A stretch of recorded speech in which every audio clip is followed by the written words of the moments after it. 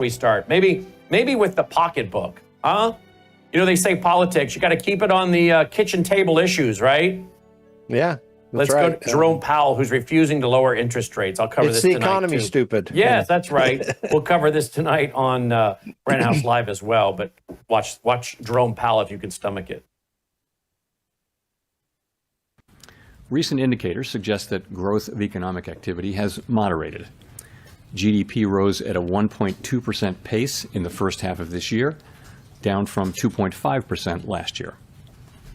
Although the increase in the second quarter was stronger at 3%, focusing on the first half of the year helps smooth through the volatility in the quarterly figures related to the unusual swings in net exports.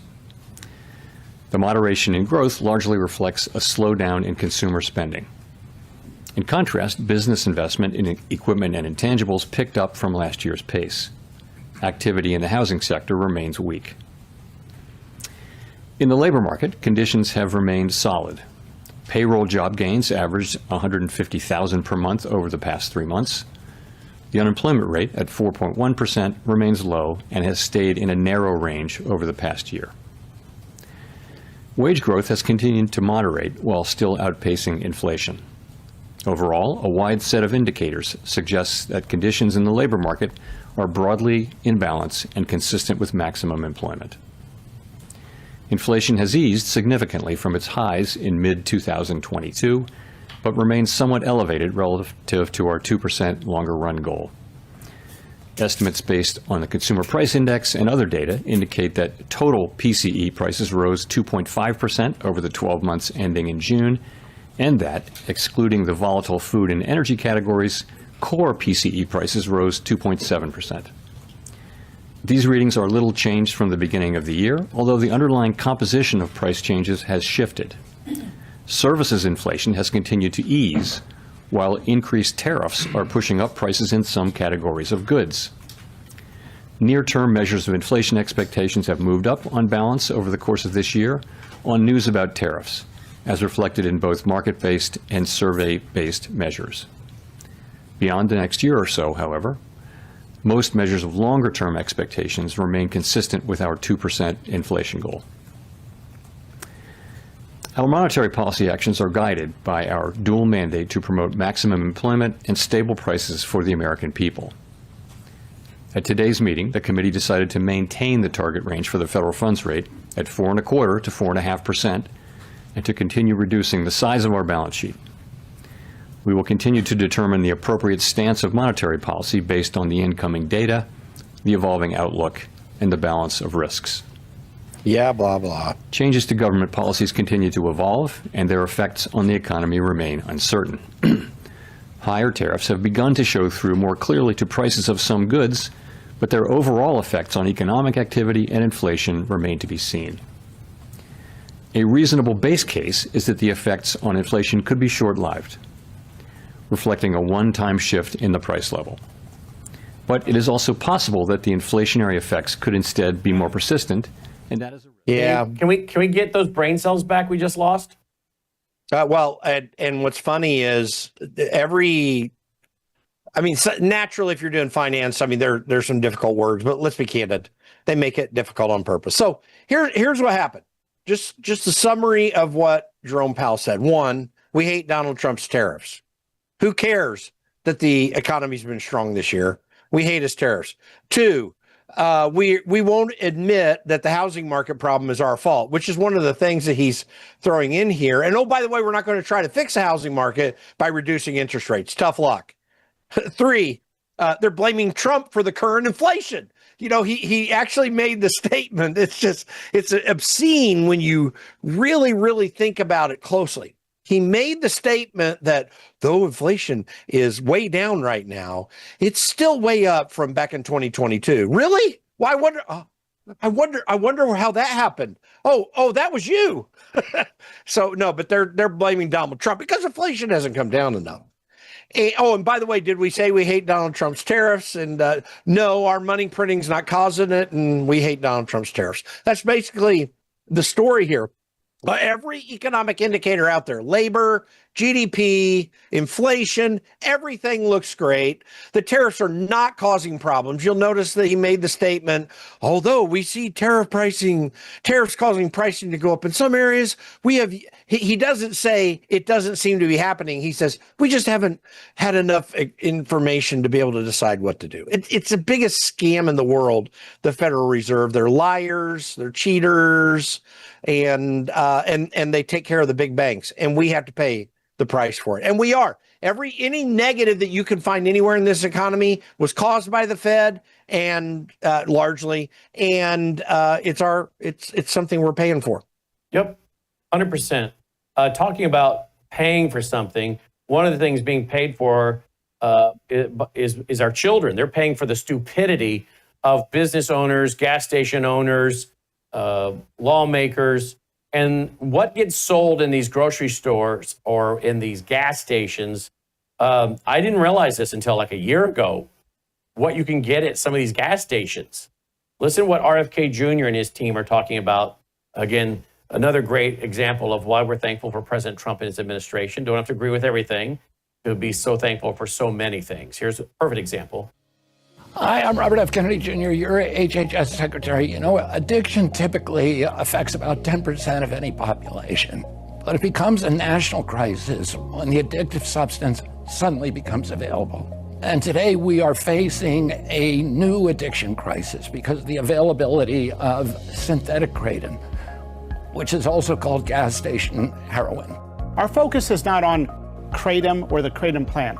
Our concern is with the synthetic concentrated byproduct. It goes by several names. We call it 7-OH as the collective term.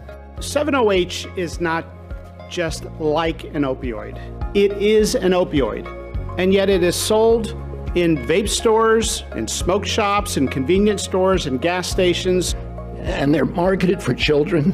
They're gummy bears. They're bright colors. They're candy flavored. It's legal, but it's an addiction that's ruining lives. So we are issuing a report from the FDA to educate doctors and parents alike. We want everyone to understand the risks. 7-OH is 13 times more potent than morphine. The FDA is going to be recommending that the DEA consider the synthetic concentrated byproduct of kratom called 7-OH as a Schedule 1 controlled substance. And so that's part of our efforts here. Marty, Mr. Secretary, thank you so much for doing this, because it also puts Congress on notice too, right? We're not only educating the public, but you're educating Congress about 7-OH. Fortunately, we have a secretary that understands addiction, and you're willing to stand up and actually take this on. Thank you, Senator Mark Wayne Mullen. This is a product that is today available in gas stations all over America and smoke shops and vape shops. You need to have that conversation with your kids, and you need to have that conversation with your physician. Thank you all very much. This was not something I was even aware of until a year ago. Was this news to you? Are you just learning this? Total news to me. It's all news to you right now? You're learning this for the first time? Yeah, absolutely. I'm not aware of this at all. Yeah. Well, I wasn't aware of it till a year ago. And I was like, are you kidding me? You can buy that in gas stations? Now, did I get that right when he said it was 13 times more powerful? I want to get this here. Than heroin. Than morphine. Morphine, excuse me. Yeah, yes, here we go. Listen to this. To understand the risks, 7-OH is 13 times more potent than morphine. Okay. Can someone look up, Logan? How many kids have died from overdosing on this? And remember, it looks like candy. How many kids have who have died from this? This is an opioid. That's what he just said. It's not like one, it is one. We've got to be some of the stupidest people on the planet. You know what? There's no way Darwinian evolution is true. We know it's not true for multiple reasons. Well, one reason is if we were getting smarter and smarter and evolving and getting better and better, we wouldn't be selling this garbage in gas stations that kids can get their hands on. Well, and we wouldn't be pretending like it's not what it is if it's that. So I'm coming to this new.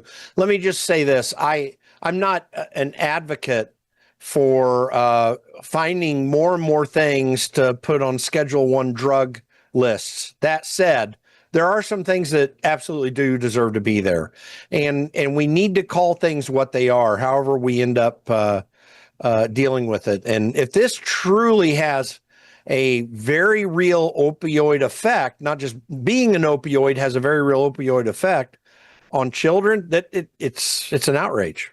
I mean, that it's just an outrage. And so it's good for them to put the information out, because there's apparently a lot of ignorance. Because I hear a lot of things. You even said last night, I'm the culture critic, so I just haven't heard of this. It's just crazy. 7-OH, Logan. Overdose. See if that gets us anything. Overdoses. Let's see here. Boy, there's a lot of articles about the fact that they just held what they did. Yeah, here we go. New York Post. Beware, synthetic crantum 7-OH is powering a new opioid crisis. Yeah, well, that's just what we reported. But I'd like to see if there's any reports on how many young people have been overdosing on this, that it's so available in gas stations and vape stores. Well, the vaping's even worse if it really has this effect. To vape it is far worse than to ingest a gummy, which is apparently bad enough. I bet you there's a lot of people in the audience tonight that are hearing this for the first time. I don't know. I knew about it a year ago. Why I wasn't talking about it? I guess because I didn't have a authoritative person like I do now for this clip that came out in the last 24 hours talk about. But it's really sad. All right, well, there you go. What are you looking for, Jim? Are you looking on it too? Yeah, I didn't find, but it's hard for me to do it right in the middle of a show. But I didn't find any lists of overdoses. But it does say Me neither. I didn't either. Sold over the counter. But you know there has to be, right? I mean, you can't. There's got to be there has got to be people showing up at the emergency room having taken too many of those things. Yeah. All right. All right, here we go. Here's a new report released by the White House tonight, new video by the White House. Here we go. Today's report positions America as the leader in digital asset markets, strengthens the role of the U.S. dollar, combats illicit finance, and ensures fairness and predictability. Our goal is to deliver on the president's promise to make the U.S. the crypto capital of the world, and that wouldn't happen without our leadership in this building, being our AI and crypto czar, David Sachs. I don't know if you guys have had a chance to look at this yet. It's a pretty impressive tome. This report is a culmination of months of research and over 1,000 meetings between industry stakeholders and members of the President's Working Group on Digital Asset Markets. Thanks to the leadership of President Trump, the regulatory weaponization against digital assets is finished. This Department of Justice's priority is focusing on going after bad actors who victimize digital asset investors. Together, we will make the U.S. the crypto capital of the world, and we hope you join us in celebrating this report. God bless you all. New video released today by the White House, making America the crypto capital of the world. What are your thoughts of this? I'm all for it. I'm a huge fan of crypto. I'm not quite at what's called a Bitcoin maximalist, but I'm very, very close. A Bitcoin maximalist says everything else is crap coins, just to not use the actual word that they say, and that Bitcoin's the only one that's any good. I'm not quite there, but I get pretty close. This is actually economic freedom for people. And what will be able to happen with the crypto industry going where it is the potential for people to be able to buy, sell, and trade without having to go through a bank, and be able to maintain their money on their own that is not overseen by a government or a banking institution. In fact, it's a very private exchange, and it's really potential economic liberty. I mean, that's why this bill is important. Not that we're completely at the stage I just described yet, but the technology that is going to be coming down the road because of this certainly will make that possible. We can have autonomy. from the Federal Reserve, frankly, and from the current banking system, which is jimmy rigged by the Federal Reserve. This is a real opportunity, and I think you're going to see a lot of good things come from it. Any feedback from last night's show related to the jeans chick? What's her name? Sweeney? Yeah, Sydney Sweeney. He knows her first name and everything, Logan. I will say there's the guy who is our New York State director for the Conservative Caucus. He put up a post. He says, whoever is doing these shaming pictures of women in jeans to make ugly liberal women look bad, I say, keep it up. And I replied back, oh, I'm with you, but I like Myra's jeans, my wife. So, yeah. But it's really interesting to see people realizing that we are apparently getting back to some kind of reality, normality, and the people reacting negatively to her are looking horrible. And there is no negative effect on American Eagle yet. I just want them to come out with their ad campaign saying, we're sorry we put that out there without doubling down on it, and here we go. That's what they need to do. Wow. Well, I walked into a store this summer with Logan and my wife, and there was a humongous picture. I mean, humongous picture on the wall. This is a store everybody would know. Should I just say what store, Logan? Target. Logan says. And there was a humongous color photo of a chick in a bikini that should not be wearing a bikini. I guess she could have been wearing a one piece, but I don't think she could get it all in a one piece. So maybe that's why she was wearing a bikini. I don't know. But they were selling bikinis based on that. And I was like, Logan, just had dinner. Yeah. I mean, and all their ads, as we walked through the store, all of their ads were people that, I had to have been born in an ugly tree and hit every branch on the way down. And I said, Logan, this is not the way they used to advertise. They've destroyed these companies by trying to be politically correct, right? Trying to be politically correct. So they just, what we've de-emphasized beauty everywhere, in art, in buildings, in movies, in fashion, everywhere you look. They've just completely said, we don't want to have any standard of beauty or any of excellence, right? We don't want to have excellence in people being entrepreneurs, being high income earners. Everything that is good and high and beautiful and aspiring and work-based is now denigrated. There's a common theme for doing this. And people will say, oh, that's shallow and vain. Beauty is on the inside. I know some people whose girlfriends or wife over the years, you would look at and say, well, she's very attractive until you got to know her. Then all of a sudden, shave off about 7 points. She's not attractive at all. And I know other people who you would say that they were average looking, but once you get to know them, you're like, they're very attractive. And I always say to my kids, someone's personality is half of what makes them attractive. You can take a very attractive girl who's got a really good outgoing personality, and she becomes very much more attractive. So beauty is skin deep. And when you marry someone you love inside and out, because when the beauty fades, that's what you're left with. And you're going to still be madly in love because you married for both inner and outer beauty. So with that being said, I don't want to, say it's all about external, but we've destroyed the idea of beauty and expertise or achievements and hard work.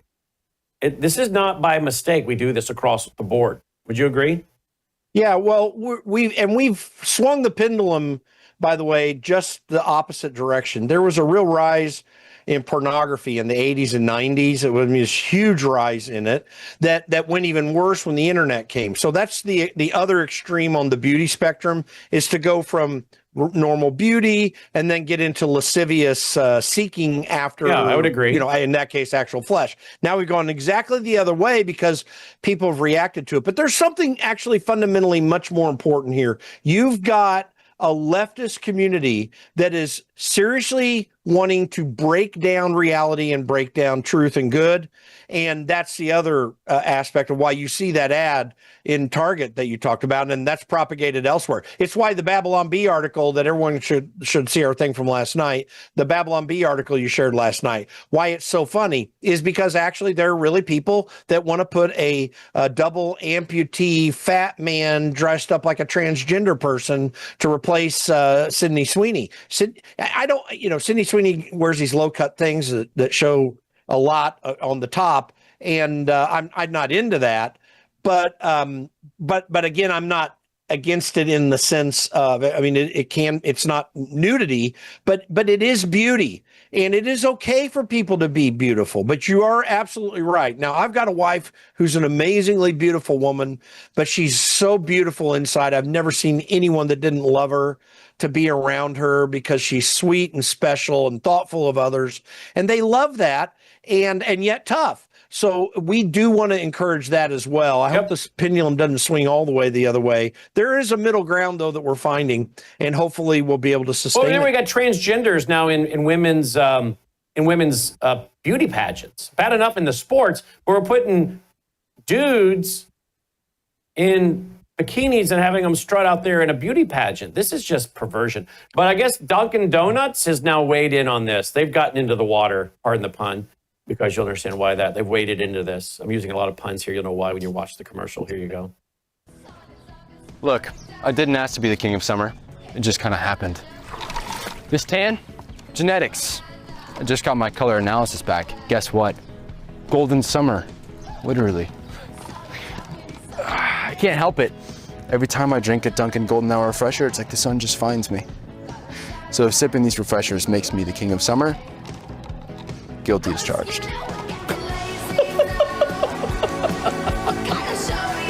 Logan, who's that remind you of? It reminds me of Thomas in the control room. We have a kid in the control room that has that same arrogance and same gravitas. It's mostly an act, but it's hilarious. And he would you say, Logan? It is kind of an act he does. So he's not offensively arrogant on purpose. He's just doing it as an act. But I thought that was him for a moment. He's got the same kind of frizzy hair thing going and all. I thought one of our control room was sidelighting Logan. But that commercial proves that American That's a real Eagle's commercial, winning. Jim. Have you seen it prior to now?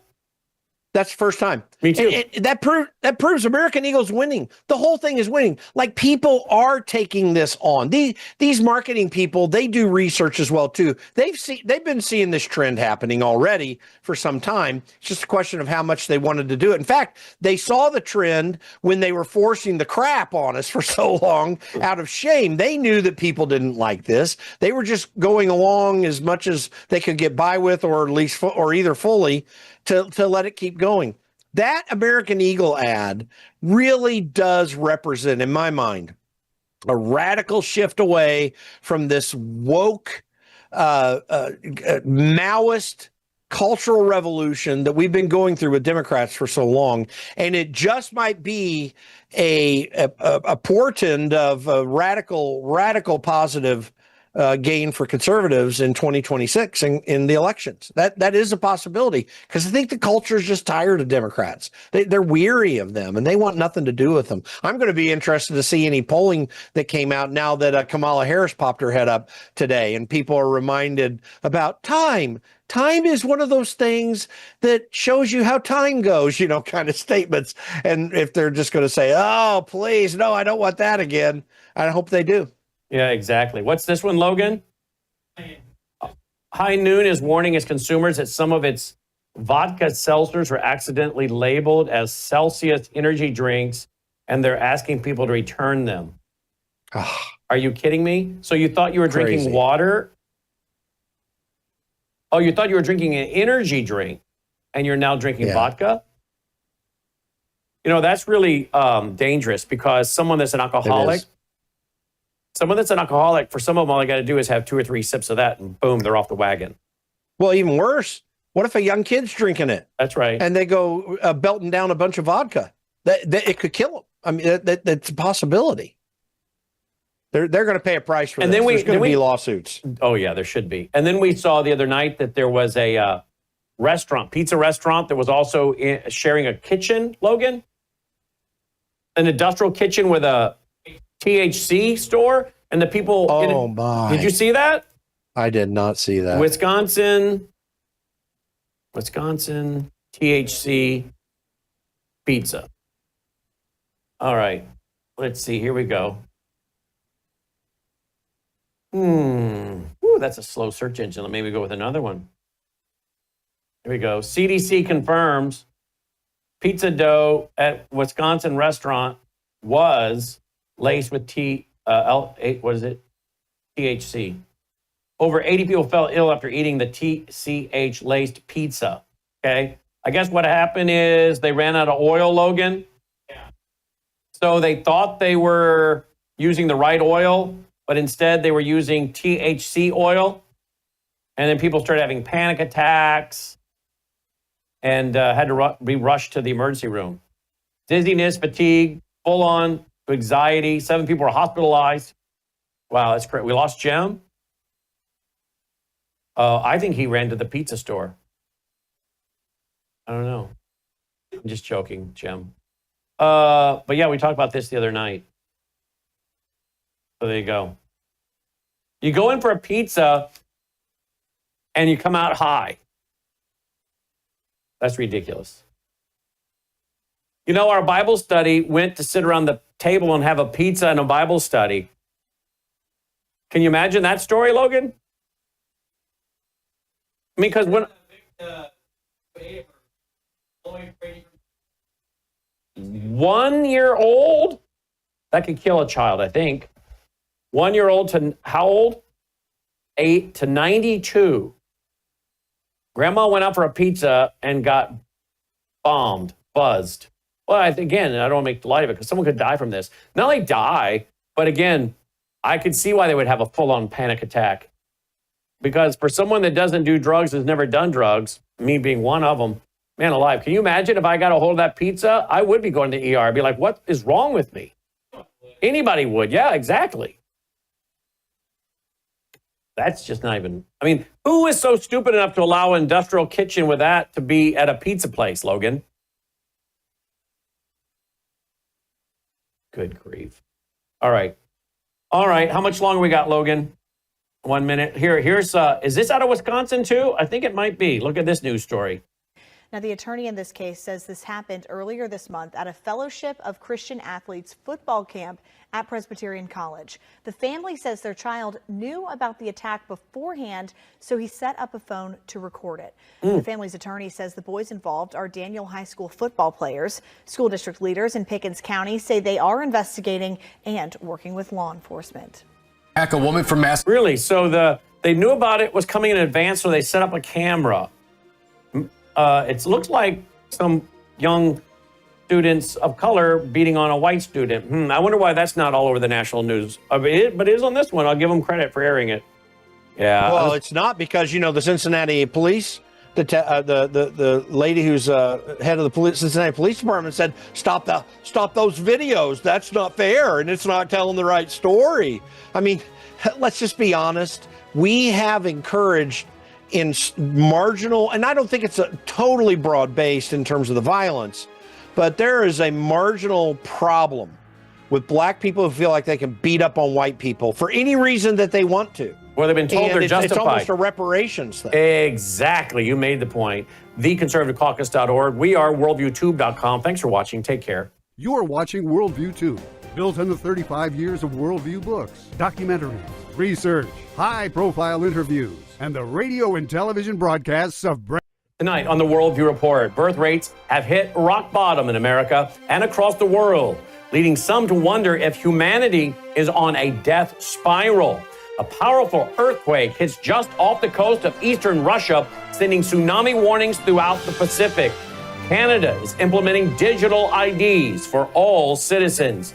And another major health system decides to pause gender reassignment surgeries on minors. The FBI awards a contract to update and centralize its biometric identification capabilities, claiming it's needed to keep America safe. But what about the dark side of technocracy's growing reach into our daily lives? And another attack on Christians in Africa. All these stories and more as the Worldview Report begins right now.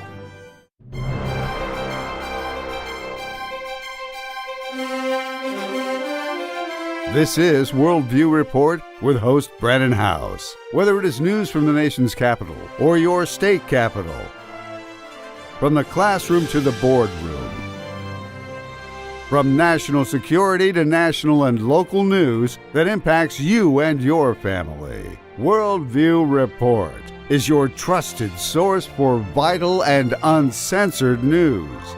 And now, here is Brandon House. Good evening and welcome to the Worldview Report. I'm Brandon House. We start off tonight with a disturbing report on falling birth rates across America and the world. Blaze Media reports that a study published last year in The Lancet revealed that fertility rates have declined in all countries and territories since 1950. And that, quote, human civilization is rapidly converging on a sustained low fertility reality, end quote. The fertility rate references the average number of children born to a woman in her lifetime if she were to experience the age-specific fertility rates of a given year. In 1950, the global fertility rate was 4.84. In 2021, it was 2.23. By the end of this century, it is expected to drop to 1.59 globally. That's a rate that Britain, Europe, and a number of Asian countries, such as South Korea, have long been well below. Blaze Media noted that this trend is catastrophic, especially for those hoping to bequeath their nations to native-born persons, as opposed to imported multitudes. And for those who more broadly want to stave off a global population collapse. A fertility rate of 2.1 is needed for a population to maintain stability and replenish itself without requiring replacement by foreign nationals. Now, the United States